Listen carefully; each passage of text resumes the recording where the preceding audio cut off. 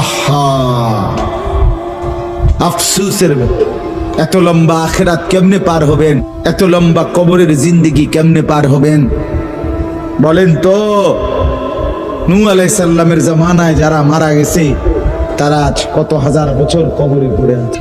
ইব্রাহিম আলাইহিস সালামের জামানায় যারা মারা গেছে তারা আজকে কতদিন কবরে পড়ে আছে। আবু জেহেল আজকে কত বছর কবরে পড়ে আছে? 1450 বছর, আরো বেশি, 1450 বছর ধরে পড়ে আছে কবরে।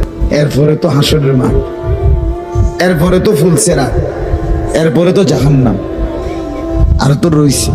তাহলে দুনিয়ায় থাকলি কতদিন, কবরে পড়ে রইলি কতদিন? আপনি বলেন। আবু জেহেল দুনিয়াতে ছিল 800 বছর, কথা কন না। আবু লাহাব দুনিয়াতে জীবিত ছিল 900 বছর, তো কবরে আছে কত বছর? তো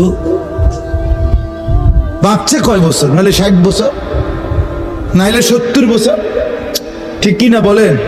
তাহলে দুনিয়ায় ছিলি কতদিন, কবরে আসত কতদিন? আচ্ছা, এই কথাই এখনই মনে হইল।